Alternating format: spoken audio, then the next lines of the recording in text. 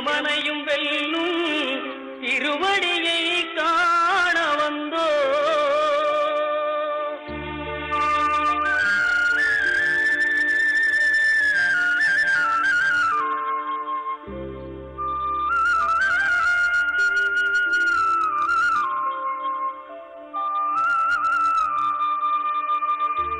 பள்ளிக்கட்டு சபரிமலைக்கு கல்லும் முள்ளும் காலுக்கு மெத்தை சுவாமியே ஐயப்போ சுவாமி சரணம் ஐயப்ப சரணம். பள்ளிக்கட்டு சபரிமலைக்கு கல்லும் முள்ளும் காலுக்கு மெத்தை சுவாமியே ஐயப்போ சுவாமி சரணம் ஐயப்ப சரணம். பள்ளிக்கட்டு சபரிமலைக்கு கல்லும் முள்ளும் காலுக்கு மெத்தை சுவாமியே ஐயப்போ ஐயப்போ சுவாமியே.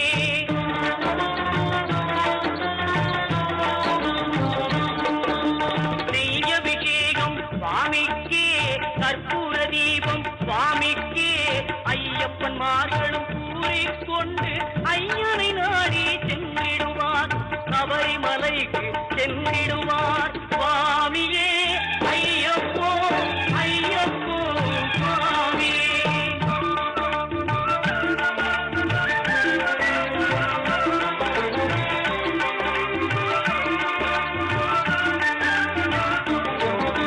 கார்த்திகை மாதம் மாலை அணிந்து நேர்த்தியாகவே விரதம் இருந்து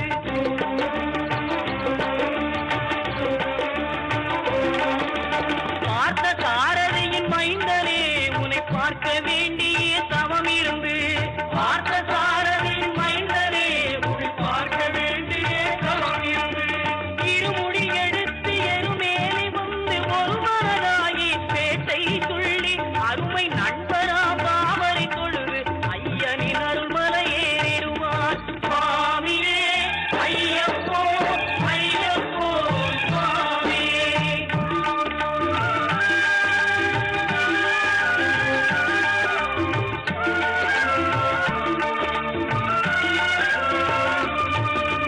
அழுகை ஏற்றும் ஏறும்போது ஹரிகரன் மகனை துதித்து செல்வார் வழிகாட்டிடவே வந்திடுவார் ஐயன் பன்புரி ஏறி வந்திடுவார். கரிமலை ஏற்றும் கடினம் கடினம் கருணை கடலும் துணை வருவார். கரிமலை இறக்கம் வந்தவுடனே பெருநெறி பம்பையை கண்டிடுவார் சுவாமியே ஐயப்போ ஐயப்போ சுவாமியே.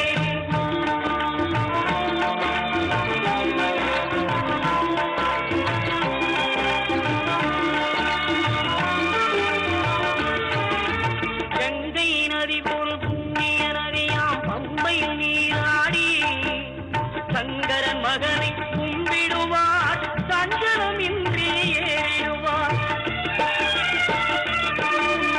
நீலிமலை ஏற்றம் சிவபாலனும் ஏற்றிடுவார். காலமெல்லாம் நமக்கே அருள்காவலராயிருப்பார். தேகபலம் தா பாதபலம் தா தேகபலம் தா பாதபலம் தா தேகபலம் தாயென்றால் அவரும் தேகத்தை தந்திடுவார்.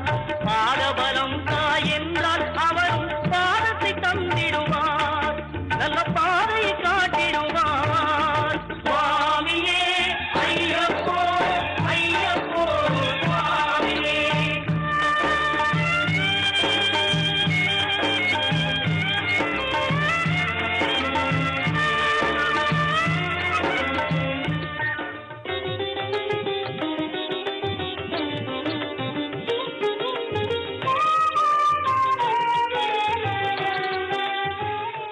இன்றைய தினம் நட்சத்திர கோவில்கள் நிகழ்ச்சியிலே நாம் தொடர்ந்து சித்திரை நட்சத்திர கோவில்களை பற்றி பார்க்கவிருக்கிறோம். சித்திரை நட்சத்திரக்காரர்கள் வழிபட வேண்டிய தலங்கள் வில்வ மரம் தலவிருட்சமாக உள்ள தலங்களுக்கெல்லாம் சென்று வழிபட வேண்டும்.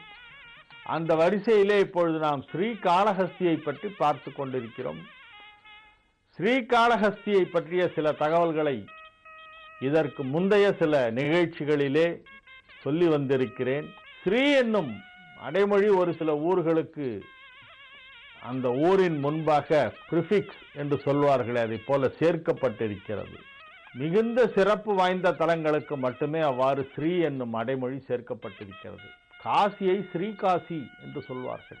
ரங்கநாதன் பள்ளி கொண்ட அரங்கத்தை திருவரங்கம், ஸ்ரீரங்கம் என்று சொல்வார்கள். இலக்குமி வாஞ்சையுடன் வந்து வழிபட்ட தலத்தை ஸ்ரீவாஞ்சியம் என்று சொல்வார்கள். அதை போல ஸ்ரீகாளஹஸ்தி என்பது காளஹஸ்திக்கு கிடைத்துள்ள மற்றும் ஒரு சிறப்பு. காலத்திப்பாதி கைலாயம் பாதி என்று நக்கீரர் ஒரு பாடல் பாடியிருக்கிறார். கைலாயத்தோடு அதற்கு இணையான தலம் என்று ஒப்பிட்டு பேசப்பட்ட பெருமை வாய்ந்த தலம் இந்த ஸ்ரீகாளஹஸ்தி. காளஹஸ்தியிலே அம்பாளுடைய அருளாட்சி சிறப்பு வாய்ந்தது. ஞானப்பிரசூனாம்பிகையாக இங்கே அம்மன் எழுந்தருளி இருக்கிறாள். பொதுவாகவே அம்மன் வழிபாடு என்பது சுலபமாக நமக்கு அருளை பெற்றுத்தருகின்ற ஒரு வழிபாடு. குடும்பத்திலே நமக்கு ஏதேனும் வேண்டுமென்றால் தாயைத்தான் கேட்போம். தாய் என்பவள் கருணை மிக்கவள். உலகத்திற்கே தாயாக விளங்கும் அந்த அன்னை பராசக்தி கருணை மிக்கவள். அந்த அன்னை பராசக்தியின் வடிவமாக ஸ்ரீகாளஹஸ்தியிலே எழுந்தருளி இருக்கின்ற ஞான பிரசூனாம்பிகை அனைத்து விதமான ஜாதக தோஷங்கள், நவக்கிரக தோஷங்களை எல்லாம் போக்கி நமக்கு அருள் வழங்குகின்ற ஒரு அன்னை. ஸ்ரீகாளஹஸ்திக்கு செல்பவர்கள் அந்த அம்மன் சன்னதிக்கு சென்றும் வழிபட வேண்டும். ஞானப்பூங்கோதை என்று சொல்லப்படுகின்ற ஞானப்பிரசூனாம்பிகை அம்பாள். எல்லா ஸ்தலத்திலும் ஒரு சுவாமி அம்பாள் சன்னதி இருக்கும் அல்லவா? அந்த சுவாமி என்பது காளஹஸ்தீஸ்வரர், அவர்தான் மூலவர். அம்பாள் ஞானப்பிரசூனாம்பிகை. அந்த அம்பாள் சந்நிதியிலே வெள்ளிக்கிழமை தோறும் மாலை நேரத்திலே ஒரு ஊஞ்சல் உற்சவம் நடைபெறும். அதை கண்டு தரிசித்தால் திருமண தடை விலகும் என்று சொல்லப்படுகிறது. அம்பாள் சந்நிதிக்கு அருகிலே ஒரு கிணறு ஒன்று இருக்கிறது. சரஸ்வதி தீர்த்தம் என்று அதை சொல்வார்கள். காளஹஸ்தி கோவிலிலே நிறைய புனித தீர்த்தங்கள் எல்லாம் இருக்கின்றன. 16 தீர்த்தங்கள் அத்தலத்திற்கு உண்டு. அதிலே ஆலய வளாகத்திற்கு முதல் பிரகாரத்திற்கு உள்ளேயே இருப்பது சரஸ்வதி தீர்த்தம் என்னும் ஒரு கிணற்று நீர். இப்பொழுது அது கிணறு வடிவிலே இருக்கிறது. அந்த தண்ணீரை எடுத்து வாய் பேச வராத குழந்தைகளுக்கு கொடுப்பார்கள்.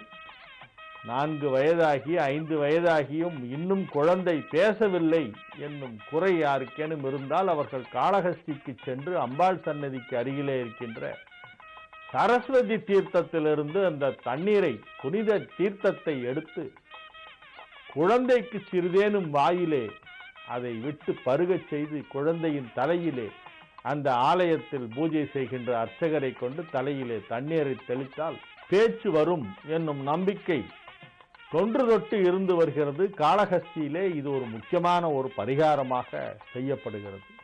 ராகுகேது தலம் என்பது மற்றும் ஒரு சிறப்பு. அங்கே ஈஸ்வரன் சிவபெருமான் ராகுவாகவும் அம்பாள் கேதுவாகவும் ராகு கேதுவை தனக்குள்ளே அடக்கி வைத்துக் கொண்டிருக்கிறார்கள். ஆகவே அந்த ஈஸ்வரன் அம்பாளுடைய அனுகிரகம் இருந்தால் ராகு கேதுக்கள் நமக்கு எந்த தீமையும் செய்யாது என்பதால் அங்கு போய் அந்த பரிகாரத்தை செய்கின்றனர். அத்தலத்திலே எழுந்தருளியுள்ள ஞான பிரசூனாம்பிகைக்கு முத்துசுவாமி தீட்சிதர் இயற்றியுள்ள உசேனி ராகத்தில் அமைந்த ஸ்ரீ ஞான பிரசூனாம்பிகை என்னும் அந்த ஒரு சமஸ்கிருத பாடல் கீர்த்தனை பல தகவல்களை நமக்கு அள்ளி கொடுக்கிறது. யாரேனும் கோவில்களை பற்றி நிறைய விஷயம் தெரிந்து கொள்ள வேண்டும், அதை பற்றிய ஆராய்ச்சிகள் எல்லாம் செய்ய வேண்டும் என்று நினைத்தால் எந்த கோவிலை எடுத்துக்கொண்டாலும் அந்த கோவிலுக்கு முத்துசாமி தீட்சிதர் பாடிய பாடல் ஒன்று இருக்கும். தலந்தோறும் சென்று பாடல்கள் பாடிய ஞானி, அருளாளர், இசை மேதை ஸ்ரீ முத்துசாமி தீட்சிதர். 17-18ஆம் நூற்றாண்டுகளிலே வாழ்ந்தவர். சங்கீத மும்மூர்த்திகளான தியாகராஜர், முத்துசாமி தீட்சிதர், சாமா சாஸ்திரி. அந்த முத்துசாமி தீட்சிதர் பல கோயில்களுக்கு பாடல்கள் பாடியிருக்கிறார். அந்த தலபுராணம், அதன் சிறப்பான செய்திகள், அத்தலத்தில் உள்ள முக்கிய விசேஷங்கள் போன்ற அனைத்தையும் அந்த பாடலிலேயே அவர் கதை போல சொல்லிவிடுவார். அவ்வாறு பல தகவல்கள் நமக்கு முத்துசாமி தீட்சிதர் கீர்த்தனைகளில் இருந்தெல்லாம் கிடைக்கின்றன. அந்த வகையிலே அவர் பஞ்சபூத ஸ்தலங்களுக்கும் பாடியிருக்கிறார். அருணாச்சலநாதம் என்று திருவண்ணாமலை ஈஸ்வரனுக்கு பாடியிருக்கிறார். ஆனந்த நடன பிரகாசம் என்று சிதம்பரத்திற்கு பாடியிருக்கிறார். சிந்தயமாம் என்று காஞ்சிபுரத்துக்கு பாடியிருக்கிறார் பிருத்திவி ஸ்தலத்திற்கு. ஆனால் இந்த காளஹஸ்திக்கு பாடும்பொழுது மட்டும் ஞானப்பிரசூனாம்பிகை என்று அம்பாளை முதன்மைப்படுத்தி பாடியிருக்கிறார் என்பது நாம் உற்று கவனிக்கத்தக்க வேண்டிய ஒரு விஷயமாக இருக்கிறது. ஆகவே ஸ்ரீ காளஹஸ்தி செல்பவர்கள் அங்கு எழுந்தருளி இருக்கின்ற அருள்பாலித்துக் கொண்டிருக்கும் ஸ்ரீ ஞானப்பிரசூனாம்பிகை வெள்ளிக்கிழமை மாலை நேரத்திலே வழிபட வேண்டும். இத்தலத்திலே இரவு அர்த்தஜாம பூஜை கிடையாது. சாயரட்சியோடு முடித்து விடுவார்கள்.